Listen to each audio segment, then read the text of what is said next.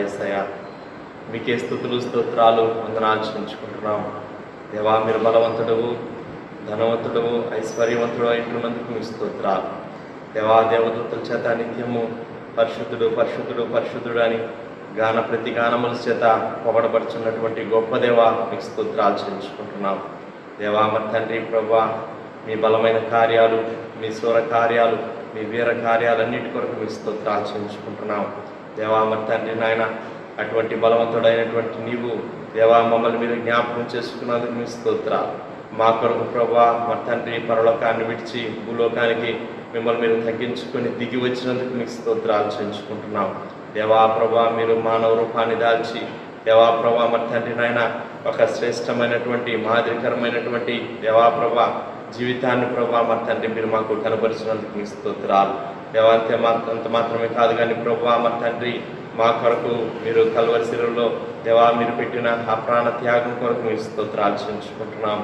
ఎవరు ప్రేమించలేనంతగా రీతిగా ప్రభా అంత ఎక్కువగా, అంత లోతుగా, అంత ఎత్తుగా ప్రభా మీరు మమ్మల్ని ప్రేమించినందుకు మీ స్తోత్రాలు చెల్లించుకుంటున్నాం. దేవా ప్రభా మరి తండ్రి అవునాయన మీ ప్రేమను మేము కొలవలేము, అందరు బట్టి మీ స్తోత్రాలు. దేవా మీరు ఇచ్చినటువంటి కాపుదలను బట్టి దేవా మరి తండ్రి నాయన మిమ్మల్ని స్తుతించడానికి మేము చేరి ఉన్నాం. మీరు ఇచ్చినటువంటి రక్షణను బట్టి మిమ్మల్ని స్తుతించడానికి మేము చేరి ఉన్నాం. మీరు ఇచ్చినటువంటి క్షేమాన్ని బట్టి మిమ్మల్ని స్తుతించడానికి మేము చేరి ఉన్నాం. దేవా అన్నిటికీ మించి మీరు ఆరాధనకు యోగ్యుడై ఉంటున్నందుకు మీ స్తోత్రాలు నాయన. దేవా ప్రభా మరి తండ్రి మీలాంటి వారు ఎవరు లేరు, అందరు బట్టి మీ స్తోత్రాలు. సదాకాలం మీరే మాకు దేవుడుగా మీరు ఉంటున్నందుకు మీ స్తోత్రాలు నాయన. దేవా మీ ఔన్నత్యాన్ని బట్టి మీ యొక్క మరి తండ్రి నాయన బలమును బట్టి మీ స్తోత్రాలు. దేవా మరి తండ్రి ఇట్టి అనేకమైనటువంటి గొప్ప లక్షణములు అలాగే ప్రభా మరి తండ్రి ఇన్ని విధాలుగా ప్రేమించేటువంటి మిమ్మల్ని దేవా మిమ్మల్ని స్తుతించడానికి, మిమ్మల్ని గణపరచడానికి మీ పాద సన్నిధిలో మేము చేరేటువంటి మంచి భాగ్యాన్ని మీరు మాకు అనుగ్రహించినందుకు మీ స్తోత్రాలు. అయ్యా 91వ కీర్తన మేము నాయన చదువుకునే సమయాన్ని కూడా మా కొరకు మీరు దీవించండి. సారి దేవా మీ వాక్యం ద్వారా, మీ సేవకుల ద్వారా మీరు మాతో మాట్లాడండి. దేవా యొక్క పునరుద్ధాన దినమున దేవా ఏ విషయాల్ని బట్టి మేము మిమ్మల్ని ఆరాధన చేయవద్దులో ఉన్నామో మీ వాక్యం ద్వారా మీరు మాతో మాట్లాడమని ప్రార్థన చేస్తున్నాం. మీరు మాట్లాడే దేవుడు ఏంటున్నందుకు మీకు స్తోత్రాలు. వార దినమున దేవా ప్రత్యేకంగా మరి తండ్రి మీ స్వరాన్ని మేము వినడానికి మాకు సహాయం చేయమని ప్రార్థన చేస్తున్నాం. సమస్త విషయాలు మీరు ఎక్కువ చూపించమని, ముందున్న సమయం అంతటినీ కూడా ప్రభు మా కొరకు మీరే ఆశీర్వదించి దీవించమని యేసుక్రీస్తు ద్వారా అతి పరిశుద్ధమైన నామములో స్తుతించి ప్రార్థన చేసి అడిగి వేడుకొంచున్నాం పరలోకపు తండ్రి, ఆమేన్. వచనం తర్వాత వచనం చదువుకున్నాం. మహోన్నతిని చాటున నివసించువాడే సర్వశక్తి నీడను విశ్రమించువాడు. ఆయనే నాకు ఆశ్రయము, నా కోట, నేను నమ్ముకును నా దేవుడని నేను యెహోవాని గురించి చెప్పుచున్నాను.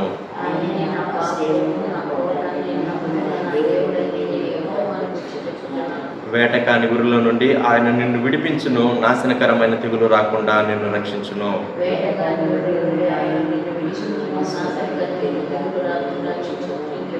ఆయన తన రెక్కలతో నిన్ను కప్పును, ఆయన రెక్కల క్రింద నీకు ఆశ్రయం కలుగును. ఆయన సత్యము కేడమును డాలునై ఉన్నది.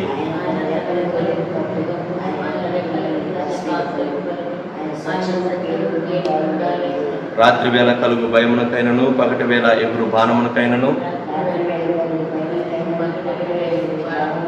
చీకటిలో సంచరించు తెగులునకైనను, మధ్యాహ్నమందు పాడు చేయు రోగమునకైనను నీవు భయపడుకుందువు.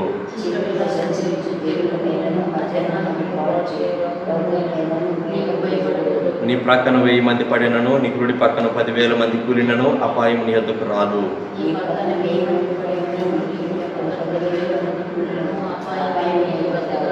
నీవు కనులారా చూచుచుండగా భక్తిహీనులకు ప్రతిఫలం కలుగును. యెహోవా నీవే నా ఆశ్రయము అని నీవు మహోన్నతుడైన దేవుని నీకు నివాస స్థలముగా చేసుకుని ఉన్నావు.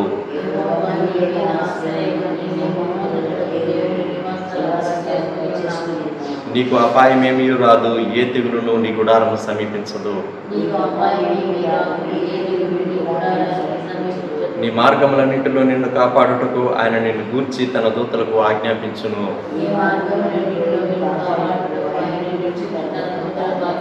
నీ పాదములకు రాయి తగలకుండా వారు నిన్ను తమ చేతుల మీద ఎత్తి పట్టుకుందరు. నీవు సింహములను, నాగుపాములను త్రొక్కెదవు, కొదమ సింహములను, భుజంగములను అనగ త్రొక్కెదవు.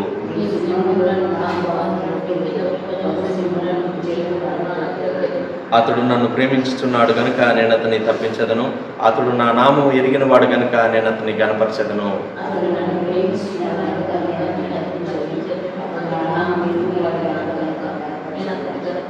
అతడు నాకు మొరపెట్టగా నేను అతనికి ఉత్తరమిచ్చదను. శ్రమలో నేను అతనికి తోడై ఉండేదను. అతను విడిపించి అతన్ని గొప్ప చేసేదను.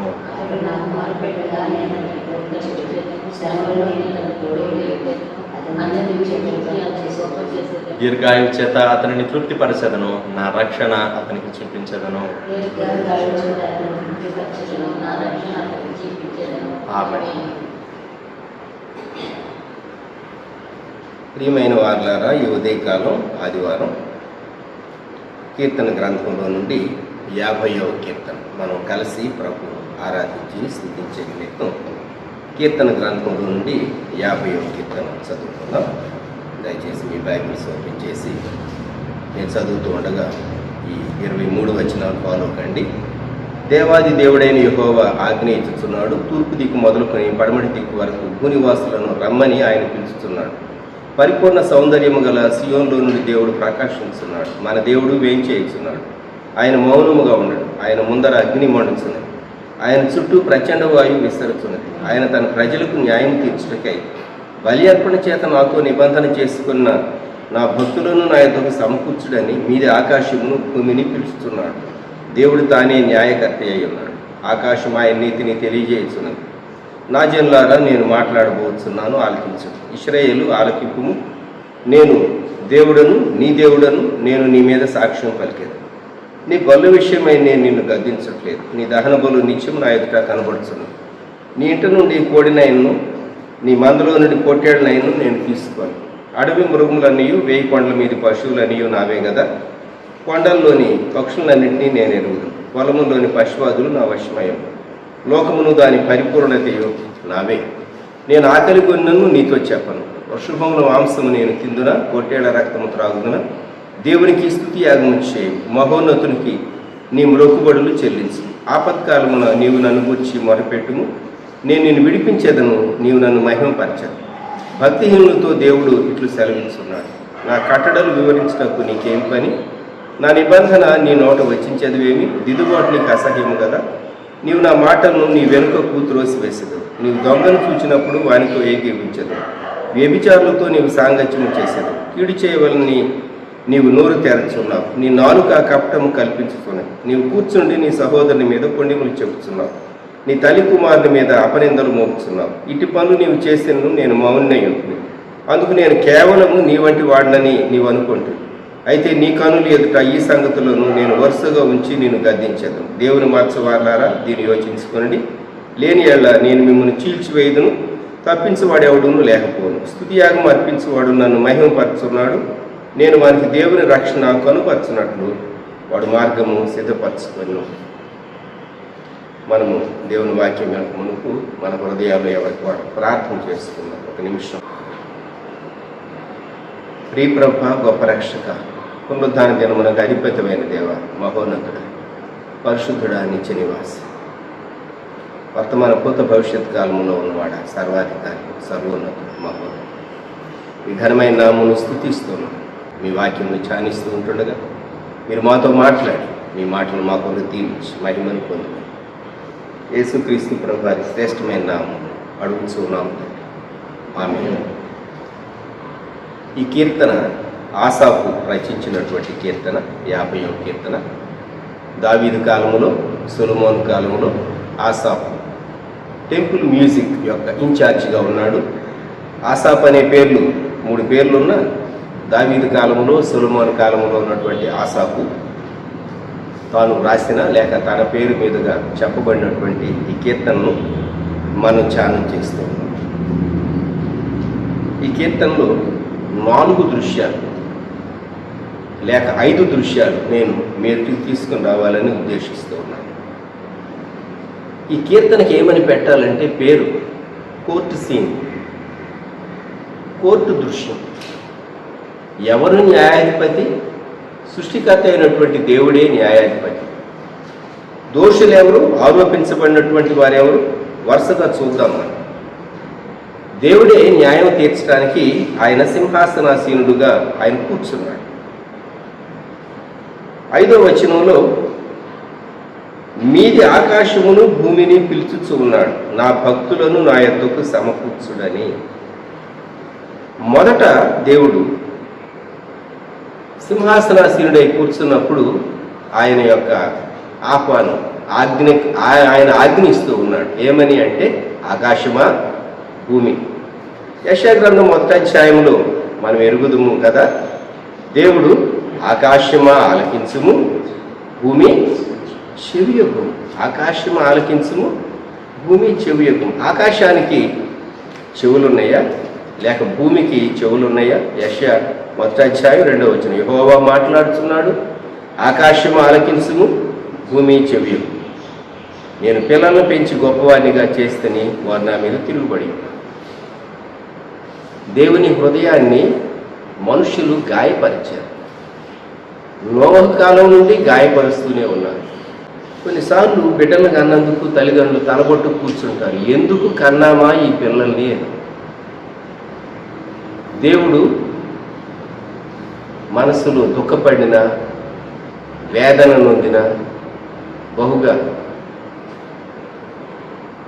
ఆత్మలో ఆయన నా ఆత్మ నరులతో ఎల్లప్పుడూ వాదించదు. యెహోవా నరులను చేసినందుకు సంతాపం నొందెను, తన హృదయంలో నొచ్చుకొను. ఇటువంటి వచనాలు చదివినప్పుడు దేవుడు సృష్టిని చేసి దేవదూతలను చేస్తే, ఒక దూత ఏమో ప్రధాన దూత తిరుగుబాటు చేసి దౌర్భాగ్యురాలై తనతో పాటు కొంతమందిని తీసుకొని మత్స్యాకాశంలోనికి పడద్రోయబడి ఈరోజు వరకు మానవ జాతితో పడిపోయినటువంటి దేవదూత సాతాను పోరాడుతూ ఉంది. అందుకే సాతాన్ని ఎదిరిస్తాం మనం యేసు ప్రభు నామం. మట్టిలో నుండి మనిషిని చేస్తే ఈ మట్టి మనిషి కూడా వారికంటే ఇంకెక్కువ కష్టం, బాధ, దుఃఖం కలిగించాడు దేవునికి, కలిగిస్తూ ఉన్నాడు. మరి కోర్టు సీన్ రాక ఏ సీన్ వస్తుందండి? ఆకాశాన్ని భూమిని దేవుడు పిలిచి నా భక్తులను నా యొద్దకు సమకూర్చమన్నాడు. మొదటి వచనం, దేవాది దేవుడైన యెహోవా ఆజ్ఞ ఇస్తున్నాడు, దిక్కు మొదలుకొని పడమటి దిక్కు వరకు భూనివాసులను రమ్మని ఆయన పిలుచుతున్నాడు. అందరినీ పిలుస్తూ ఉన్నాడు దేవుడు. మినహాయింపు లేకుండా ఈ కీర్తనలో అందరినీ దేవుడు పిలుస్తూ ఉన్నాడు. పాత నిబంధనలోని ఈ భక్తులు వారికి ఎలాగూ ఈ ప్రత్యక్షత ఆశాపు అందుకున్నాడు అనేది ఆశ్చర్యం. దేవుని ఆత్మ తను బలపరిచినప్పుడు వ్రాయబడినటువంటి ఈ కీర్తన. వచ్చి వారు ఏం చూడాలి?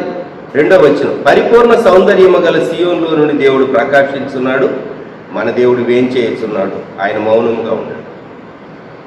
దేవుని మహిమ చూడాలి. ఇశ్రాయేలీలకు వారి పితరుల యొక్క చరిత్రలో సినాయి పర్వతం మీదికి దిగిన దేవుని సన్నిధి ఇశ్రాయేలీలకు చాలా బాగా తెలుసు.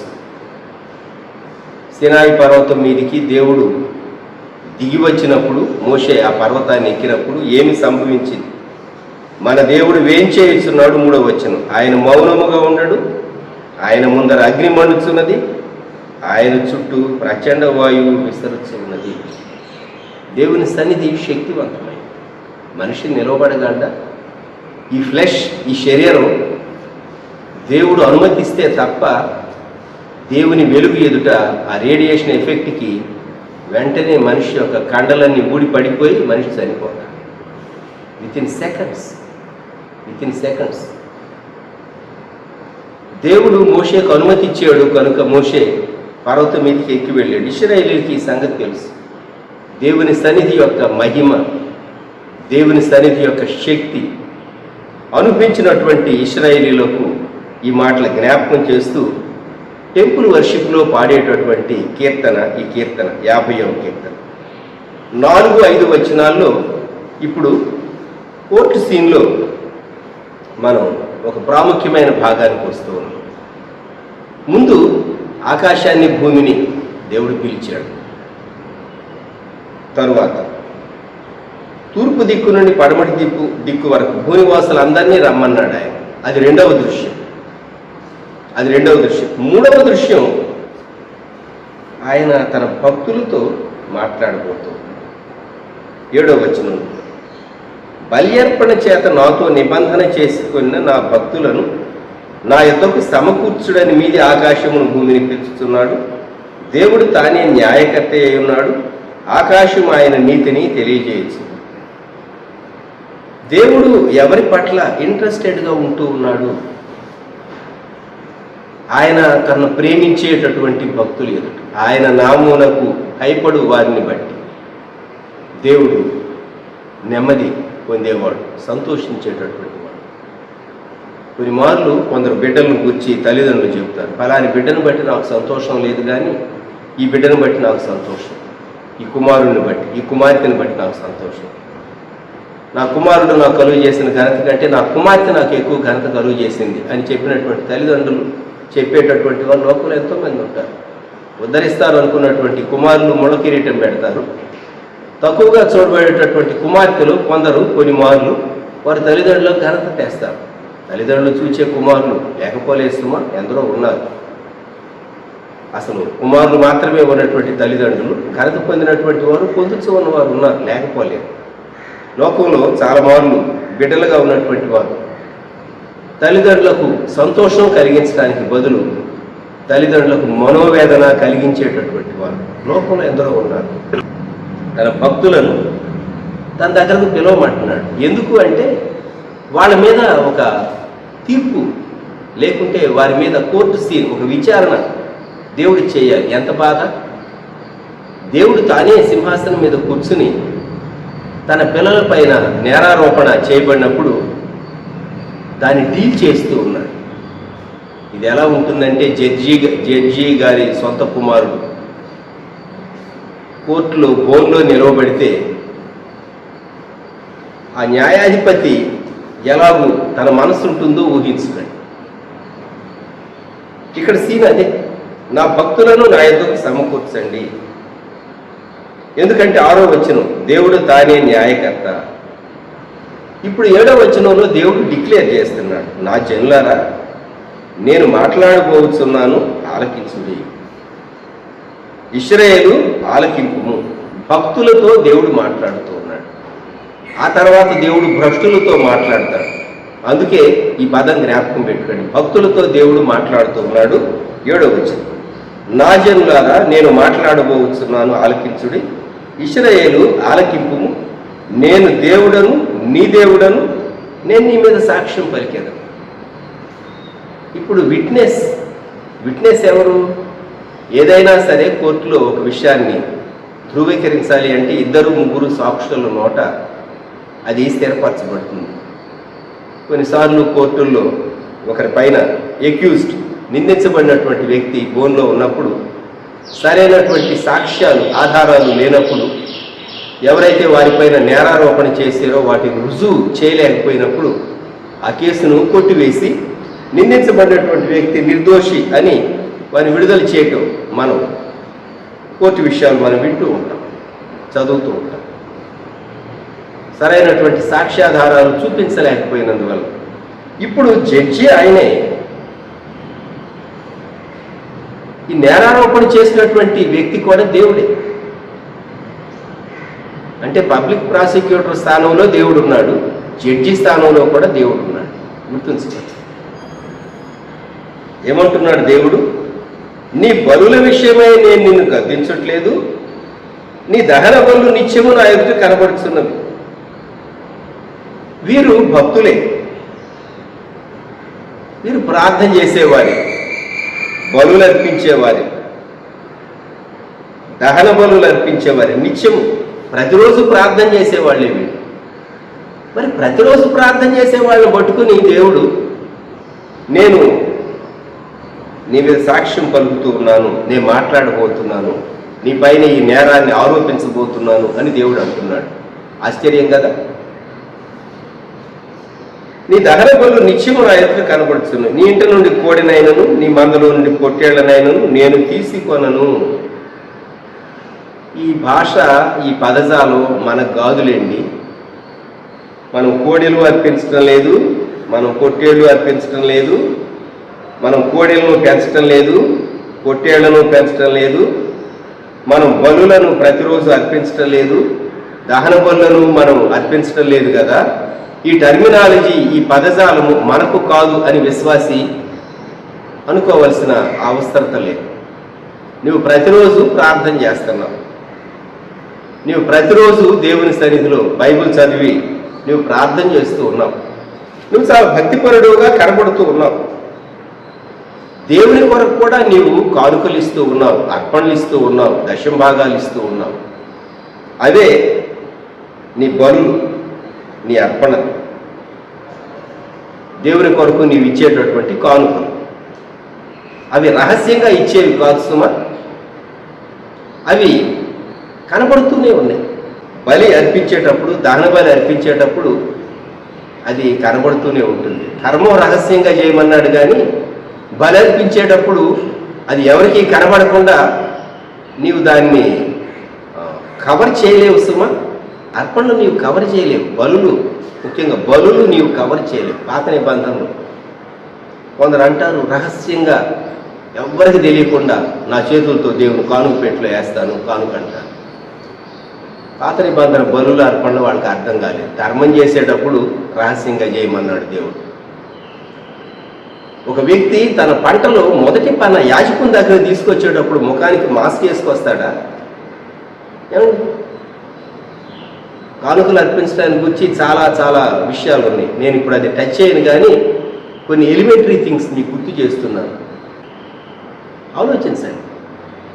పాత నిబంధనలో పంటలో మొదటి పన తీసుకొచ్చేవాడు, ఇంకా పూర్తిగా తన పైరును కోయకముందు అది తీసుకుని వచ్చి దేవుని సన్నిధిలో నిలవబడేవాడు. యాజకుడు దాన్ని తీసుకుని వెళ్ళి అల్లాడించేవాడు అన్నమాట. అది జూయిష్ సిస్టమ్. ధర్మం చేయటం వేరు, దేవునికి అర్పణ అర్పించడం. ఈ దినాల్లో,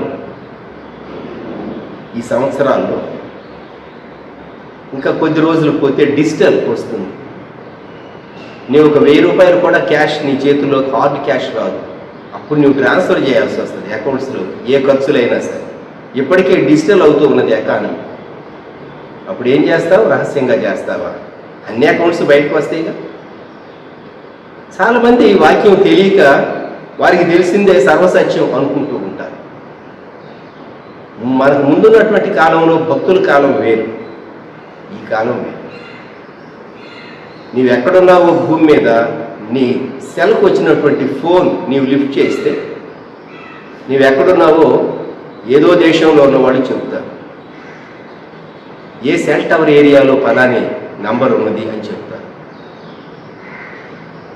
నీ దగ్గర ఒక స్మార్ట్ ఫోన్ ఉంటే నీతో సంబంధం లేనటువంటి ఒక వ్యక్తి ఎక్కడో ఉండి నీవెవరెవరికి కాల్ చేసేవో డబ్బులు చెల్లిస్తే నీ కాల్ లిస్ట్ అంతా బయట పెట్టే సంస్థలు ఉన్నాయి ఈరోజు. ఏది దాచలేడు మనిషి. Everything is transparent. దేవుడు చూస్తున్నాడు, దయ్యం చూస్తూ ఉంది, దయ్యాలు చూస్తూ ఉన్నాయి, మనుషులు చూస్తూ ఉన్నారు. సో మనం జీవించేటటువంటి భూమి, నీవు నీ గదిలో తలుపు వేసుకో, లైట్లు ఆఫ్ చేసుకో, ఇన్ఫ్రారెడ్ రేస్ గోడల్లో నుండి వచ్చి మనిషి ఏం చేస్తున్నాడో ఫోటోలు తీయగలరు. డిఫెన్స్ వాళ్ళు అటువంటివి కెమెరాస్ వాడతారు. అవి అందరికి అందుబాటులో ఉండవు సుమండి. అవి దేశ రక్షణ కొరకు వాడవలసి వచ్చినప్పుడు అటువంటి చాలా పవర్ఫుల్, కటిక చీకటిలో కూడా గోడ అవతల ఏం జరుగుతూ ఉన్నదో ఫోటో తీయగలిగినటువంటి టెక్నాలజీ ఈ రోజుల్లో అందుబాటులో ఉన్నది. దేవునికి అర్పించే విషయాల్లో దేవుడు అంటూ ఉన్నాడు, నీ బలుల విషయమై నేను నిన్ను గద్దించట్లేదు, నీ దహన బలు నిత్యము నా ఎదురు కనబడుతున్నది. ఇంట నుండి కోడినైను, నీ మందలో నుండి పొట్టేళ్ళనైను నేను తీసుకొనను. నాకు అక్కర్లేదు అన్నాడు దేవుడు. కొంతమంది అనుకుంటారు, మేము ఇవ్వకపోతే దేవుని సేవ ఎట్లా నడుస్తుంది? ఇచ్చినా నడుస్తుంది, ఇవ్వకపోయినా నడుస్తుంది. ఎందుకో తెలుసునా? 10వ వచనం, 1000 కొండల అడవి మృగములన్నీయు, 1000 కొండల మీది పశువులన్నీయు నావే కదా. కొండల్లోని పక్షులన్నింటినీ నేను ఎరుగుదును, పొలములోని పశువాదులు నా వశమై ఉన్నవి, లోకమును దాని పరిపూర్ణతయు నావే. ఇది దేవుడు చెప్పిన మాట. దేవుడు తన పనిని జరిగించుకోవటానికి God has got his own method of working. మనుషులు అనుకుంటారు మేము ఇవ్వకపోతే ఎలాగండి? ఇస్తే నువ్వు దీవెన పొందుతావు, ఇవ్వకపోతే దరిద్రుడు అవుతావు. నువ్వు ఇవ్వకపోయినా భూమి మీద కూర్చుకుంటే నువ్వు పట్టుకెళ్ళేది ఈ లోకాన్ని విడిచిపెట్టేటప్పుడు నీ సమాధి పెట్టితో నువ్వు సంపాదించింది ఏది రాదు. 6 అడుగుల నేలే మనిషికి దొరికేది. అది కూడా కొన్ని సంవత్సరాల తర్వాత ఆ సమాధులు కూడా ఉంటాయో పోతాయో తెలియదు. పూనాలో 10 ఏళ్ల తర్వాత సమాధులను తవ్వేసేసి కొత్త వాళ్ళు సమాధులు పెట్టడానికి పర్మిషన్ ఇస్తారట. 10 ఏళ్ల తర్వాత ఆ సమాధి అక్కడ ఉండాలంటే పూనా క్రైస్తవులను బరియలు చేసేటటువంటి సమాధి తోటలో మరలా డబ్బు కట్టాలి. హైదరాబాదులో మీరు వెళ్ళి నారాయణగూడ సిమెట్రీ చాలా ఫేమస్. అక్కడ పాత సమాధులు చాలా మాయమైపోతూ ఉంటాయి. అదే స్థలంలో కొత్త సమాధులు వస్తాయి. 6 అడుగుల నేల కూడా దొరకదు మనిషికి. ఇంకా చెప్పాలి, మనిషి అనుకుంటాడు నేను అది ఇది దేవునికి ఇస్తున్నాను అని. దేవుడు అంటున్నాడు అవన్నీ నాకెందుకు, లోకమును కానీ పరిపూర్ణత నావే. నేను ఆకలి గొన్నను నీతో చెప్పను, వృషభముల మాంసము నేను తిందునా, పొట్టేళ్ల రక్తము త్రాగుతున్నా. తన పని జరిగించడానికి మనుషులు కనిపెట్టినటువంటి కరెన్సీ ద్రవ్యం అనేది అది మనుషుల చేతిలోనే ఉంది. అయితే దేవుడు అంటాడు నాకు అవసరం ఉన్నా నేను నీతో చెప్పను అంటాడు.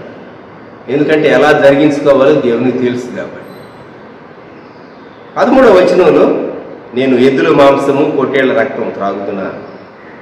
మరి దేవుడు ఏం కోరుతున్నాడు? 14వ వచనం దేవునికి స్తుతి యాగము చేయము, మహోన్నతునికి నీ మొక్కుబడులు చెల్లించు. ఇది దేవుడు కోరుతున్నాడు, స్తుతి యాగము. స్తుతి యాగము చివరి వచనం 23లో కూడా స్తుతి యాగము అంటాడు. Offering of praise, sacrifice. ఇది దేవుడు కోరేది. దేవుడు స్తుతి కోరుతూ ఉన్నాడు. ఆయన నీకు చేసిన దాన్ని బట్టి, దానికంటే ముందు ఆయన ఏమై ఉన్నాడో దానిని బట్టి, ఆయన నిన్ను రక్షించినటువంటి దాన్ని బట్టి 3 విధాలుగా మనిషి స్తుతి చేయవచ్చు. 1, దేవుడు ఏమై ఉన్నాడో ఆయన గుణలక్షణములను తలంచి మనిషి దేవునికి స్తుతి చెల్లింపబద్దుడు. 2, వ్యక్తిగతంగా నీవు అనుభవించినటువంటి రక్షణను బట్టి నీ రక్షకుడని ప్రభువుని స్తుతించాలి. 3, ఆయన నీ జీవితంలో చేసిన మేళ్ళు ఉపకారాలు తలంచి దేవుని స్తుతించాలి. ఆయన చేసిన మేళ్లను బట్టి ఉపకారాలను బట్టి దేవుని మనం స్తుతింపవద్దా?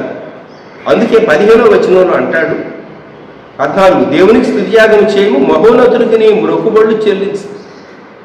ఇక్కడ పర్మిషన్ ఇస్తున్నాడే. మరి ఎందుకు ఇస్తూ ఉన్నాడంటే పర్మిషన్ ముందు నీ హృదయాన్ని సరి చేసుకుంటున్నాడు. వీరు దేవునికి అర్పణలు తీసుకొస్తున్నారు కానీ వారి హృదయం దేవునికి దూరంగా ఉంది. రిచువలిజం అంటారు. వారి పెదవులతో వారు పాడుతూ ఉంటారు, వారి హృదయంలో ఇంకేదో ఆలోచిస్తూ ఉంటారు. వారు చూస్తూ ఉంటారు కానీ చూచేటటువంటి దాన్ని గ్రహించరు. మేము వెళ్ళాము కదా, కూర్చున్నాం కదా, ఆ హుండీలోనో దేవుని సన్నిధిలో ఆ కానుక పెట్టులో ఏదో వేసాం కదా, మేము ఇక దేవుడు మమ్మల్ని కాపాడొద్దా, మమ్మల్ని దీవించొద్దా, భూ దిగంతాల వరకు మమ్మలను విస్తరింపజేయొద్దు. మనుషులు చాలా ఎక్స్పెక్ట్ చేస్తారు దేవుడి నుంచి. దేవుడు వీళ్ళ నుండి ఏమి ఎక్స్పెక్ట్ చేస్తున్నాడో అది మాత్రం దేవునికి అర్పించదు. అది విచారక. ఇక్కడ దేవునికి స్తుతి యాగం చేయము, మహోన్నతునికి నీ మొక్కుబడులు చెల్లించుము అన్నాడు. పర్మిషన్ ఇస్తూ ఉన్నాడు ఇక్కడ. కానీ కండిషన్ ఏంటంటే ముందు హృదయం సరి చేసుకోవాలి, పెదవులతో వల్లించడం కాదు. తర్వాత 15వ వచనం ఆపత్కాలమున నీవు నన్ను గూర్చి మొరపెట్టుము, నేను నిన్ను విడిపించేదను, నీవు నన్ను మహిమపరచెదవు. ఇది ఈరోజు మనం తీసుకోదగినటువంటి ప్రామిస్. ఈ దినం కొరకు మన వాగ్దానం. ఆపత్కాలమున నీవు నన్ను గూర్చి మొరపెట్టుము, నేను నిన్ను విడిపించేదను, నీవు నన్ను మహిమపరచెదవు. దేవా, మేము నీకు మొరపెడుతూ ఉన్నామని ప్రభువుని అడుగుతాం. దేవుడు మనకిచ్చే వాగ్దానం నేను నిన్ను విడిపించేదను. ఎప్పుడు? మొరపెట్టినప్పుడు. మొర అనేది మామూలు ప్రార్థన పెదవులతో చేసేది కాదు. పశువులకు బాగలేకపోతే ఆ పశువులు మూతెత్తి ఒక విధమైనటువంటి ధ్వని చేస్తాయి. ఆ పశువుల యొక్క ఓనర్స్కు, మేపేటటువంటి వారికి, కాపరికి అర్థమవుతుంది. గొర్రెలు కానీ ఏవైనా సరే పశువులు కడుపులో ఏదో బాధ ఉన్నది, ఆ మొర ఆక్రందన అరుపు వింటే కాపరికి అర్థమైపోతుంది. నీవు నిజంగా నీ హృదయంలో నుండి దేవునికి మొరపెట్టగలవా? నీవు జంతువుల కంటే శ్రేష్ఠుడవు కదా, శ్రేష్ఠురాలివి కదా. వాటికి ఉన్న బుద్ధి మనిషికి ఉన్నదా? ఎద్దు తన కామందులు ఎరుగును, గాడిద సొంత వారితోటి తెలుసుకును. మరి దేవుని ప్రజలకు తెలివి ఉందా? ఇక్కడ దేవుడు భక్తి పరులతో చెప్పేటటువంటి మాట, ఆపత్కాలమున నీవు నన్ను గురించి మొరపెట్టును, నేను నిన్ను విడిపించేదను, నీవు నన్ను మహింపరచను. ఇప్పుడు భ్రష్టులతో దేవుడు చెప్తూ ఉన్నాడు. వీళ్ళు భక్తిహీనులు అంటే వీళ్ళు భ్రష్టులు. 16వ వచనం, ఇది తర్వాత సీన్. భక్తిహీనులతో దేవుడు ఇట్లు సెలవిస్తున్నాడు, నా కట్టడలు వివరించినప్పుడు నీకేమి పని, నా నిబంధన నీ నోట వచ్చించదువేమి. వీళ్ళు బైబిల్ చదువుతారు. వీళ్ళు కూడా కొంతమంది దేవుని వాక్యం చెప్పే బోధకులు ఉన్నారు. వీళ్ళల్లో కూడా గుర్తుపెట్టుకోండి, లోకంలో చాలామంది అబద్ధ బోధకులు ఉన్నారు. దేవుడు చెప్పని వాటిని, చూపించిన వాటిని చెప్పినట్టుగా చూపించినట్టుగా కల్పించుకుని తమ వృత్తి కొరకు, తన లాభం కొరకు, దేని కొరకు చేసేటటువంటి వాళ్ళు. అటువంటి వారిని ఉద్దేశించి దేవుడు అంటున్నాడు, భక్తిహీనులతో దేవుడు ఇట్లు సెలవిస్తున్నాడు, నా కట్టడలు వివరించినప్పుడు నీకేమి పని. ఎందుకు చెప్తున్నావు నా మాటలు? నేను చెప్పమన్నానా? నేను నీకు పర్మిషన్ ఇచ్చానా? నేను నిన్ను ఆత్మతో ప్రేరేపించానా? స్వంత ఆత్మచేత ప్రేరేపించబడి స్వలాభం కొరకు, స్వంత ఘనత కొరకు చేసేవాళ్ళు లోకంలో కోకొల్లలుగా ఉన్నారు. దేవుని పేరటే, యేసు ప్రభు పేరటే. ఎందుకు అంటే 17వ వచనం, దిద్దుబాటు నీకు అసహ్యము కదా, నీవు నా మాటలను నీ వెనుకకు త్రోసివేసేదవు, నీవు దొంగలు చూచినప్పుడు వానితో ఏకీవించదవు, వ్యభిచారులతో నీవు సాంగత్యం చేసావు. ఇది వాళ్ళ బ్రతుకు. ఈ భ్రష్టుల జీవితంలో దొంగలతో, వ్యభిచారులతో వీళ్ళ ఫ్రెండ్షిప్. నువ్వు మా ఇంటి పేరట కదా, మా కులమోడివి కదా, నువ్వు పరలోకంలో నీ కులమోళ్ళను, నీ ఇంటి పేరటోళ్ళు ఎక్కడన్నా కనబడతారేమో చూడు. కులం నా ఇంటి పేరటోడు, మా బెంజమినీయుడు అని చెప్పేసేసి ఒక గోత్రమే దాదాపుగా తుడిచిపెట్టుకోబోయే పరిస్థితి వచ్చింది. చదవండి న్యాయాధిపతుల గ్రంథాలు, చరిత్ర చదవండి. ఆ దినముల్లో ఇశ్రాయేలీయులకు రాజు లేడు, ప్రతివాడు తన ఇష్టానుసారం ప్రవర్తించుతూ వచ్చింది. మా వాడు, మా కులం, మా ప్రాంతం. ఎంత భయంకరమండి! మనిషి రక్తంలో ఉన్నటువంటి ఈ జబ్బు చాలా భయంకరమైనటువంటి జబ్బు. నువ్వు యేసు ప్రభు బిడ్డవైన తర్వాత నీకు ఇంకా నీలో వైరస్ ఉందా, నీ రక్తంలో ఆ జబ్బు ఉందా, తీసేసి. దొంగను చూచినప్పుడు, వ్యభిచారులను చూచినప్పుడు వాళ్ళతో ఫ్రెండ్షిప్ సాంగత్యం చేస్తారట. 19వ వచనం, కీడు చేయవలన నీవు నోరు తెరుచున్నావు, నీ నాలుగు కపటం కల్పించున్నది, నీవు కూర్చుండి నీ సహోదరుని మీద కొండెములు చెప్తున్నావు, నీ తల్లి కుమారుని మీద అపనిందలు మోపుతున్నావు, ఇటు పనులు నీవు చేసిన నేను మౌనినయ్యుండు. వీళ్ళు ఇలా చేస్తూ ఉంటే నోటికి వచ్చినట్టు మాట్లాడుతూ ఉన్నారు సహోదరులు. దేవుడు మౌనంగా ఉన్నాడు అనుకున్నారట వీళ్ళు. అందుకు నేను కేవలం నీ వంటి వాడినని నీవు అనుకుంటూ, ఆ దేవుడు కూడా చూసి చూడనట్టున్నాడులే. అందుకనే కదా ఆయన మౌనంగా ఉన్నాడు, మౌనంగా ఉన్నాడు. తర్వాత వచ్చిన చూడండి, అయితే నీ కన్నులు ఎదుటి ఈ సంగతులను నేను వరుసగా ఉంచి నేను గర్వించేదను, దేవుని మార్చవారులారా దీన్ని యోచించుకుని, లేని ఎడల నేను మిమ్మల్ని చీల్చివేయుదును, తప్పించేవాడు ఎవడను లేకపోవడం. చాలా భయంకరమైన మాట. దేవుడు ఒక వ్యక్తిని చీల్చివేయటం మొదలు పెడితే ఏమవుతాడు? వ్యక్తి ఏమవుతాడు? కుటుంబం ఏమవుతుంది? కొంతమంది తమ పిల్లలకు ఆస్తి సంపాదించడం కొరకని వారు చాలా చేస్తారు. జాగ్రత్త, దేవుడు తీర్పు తీరిస్తే ఏమవుతాడు? క్రింది వచనంలో, స్తుతియాగం అర్పించేవాడు నన్ను మహిమపరుచున్నాడు, నేను వానికి దేవుని రక్షణ కనుపరుచున్నట్లు వాడు మార్గము సిద్ధపరుచున్నాడు. ఆకాశము భూమి సాక్షులుగా భక్తులు సమకూర్చబడినటువంటి 2వ దృశ్యంలో, 3వ దృశ్యంలో తన ప్రజలతో 7వ వచనం నా జనులారా అని మాట్లాడినటువంటి దేవుడు, 16వ వచనంలో భక్తిహీనులతో, భ్రష్టులతో దేవుడు ఎందుకు నా మాట నీ నోట వచ్చిస్తావు అని దేవుడు భక్తిహీనులతో కూడా మాట్లాడుతూ వచ్చాడు. కనుక 23వ వచనంలో ఆ పైన 14వ వచనంలో దేవునికి స్తుతి యాగం వచ్చి 23 స్తుతి యాగం అర్పించేవాడు నన్ను మహిమపరచుచున్నాడు. ఈ ఉదయకాలం దేవా నీవేమై ఉన్నావో అందును బట్టి నేను నిన్ను స్తుతిస్తూ ఉన్నాను. నీవు సిలువలో చేసినటువంటి కార్యాన్ని బట్టి, శ్రేష్టమైన నీ బలి అర్పణను బట్టి, నీ సిలువను బట్టి నేను నిన్ను స్తుతిస్తూ ఉన్నాను. నాకు అనుగ్రహించిన విలువైన రక్షణను బట్టి నేను స్తుతిస్తూ ఉన్నాను, జెహోవా బలం అర్పిస్తూ ఉన్నాను. మూడవది, నీవు నా పట్ల చేసిన మేలు, నా కుటుంబం పట్ల, నా రక్త సంబంధికుల పట్ల నీవు చేసినటువంటి మేలు, ఉపకారం, గొప్ప ఉపకారం ఏంటంటే మనం సజీవులుగా ఉన్నాం. సో సెలబ్రేషన్ ఆఫ్ లైఫ్, మనం సజీవులుగా ఉండటం అనేది శ్రేష్టమైంది. అందును బట్టి దేవుని స్తుతిద్దాం. మనం దయచేసి ఈ సమయంలో మనం తలలు వంచి ఒక చిన్న ప్రార్థన చేసుకుందాం. ప్రియ ప్రభా, మా తండ్రి, మీకు వందనాలు, స్తోత్రాలు. ఈ ఉదయకాలం 50వ కీర్తనలో నుండి మేము విన్నటువంటి మాట మా హృదయాన్ని శుద్ధి చేసేవిగా, మా పెదవులను మీ అగ్నితో మండించేవిగా, మా హృదయంలో ఉన్నటువంటి చెత్తను దహించేవిగా, ఒకవేళ భ్రష్టులుగా ఉండి దేవుడు ఇట్టివాడు, ఆయన కూడాను ఇట్టివాడు అని అనుకునేటటువంటి దౌర్భాగ్య స్థితి నుంచి భ్రష్టులుగా ఉన్నవారు అగ్నిలో నుండి వారు తప్పించబడేటట్లు సహాయం చేయండి. భక్తులైనటువంటి వారు పెదవులతో మాత్రం దేవుని ఆరాధిస్తూ వారి కానుకలు, వారి దశంభాగాలు, వారి అర్పణలు, వాటిని బట్టి దేవుడు సంతోషిస్తూ ఉన్నాడు. వారి హృదయం ఆయనకు దూరంగా ఉంటే అది పర్వాలేదు అని ఎవరైతే భ్రమలో ఉన్నారో అటువంటి వారిని మీరు దర్శించండి. స్తుతియాగము చేయము, 1000 కొండల మీద పశువులు నావే అని మీరు సెలవిచ్చారు.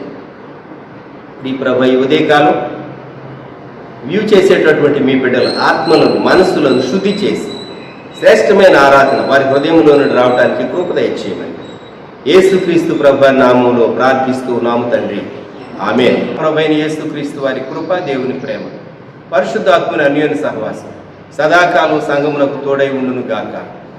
ఆమేన్.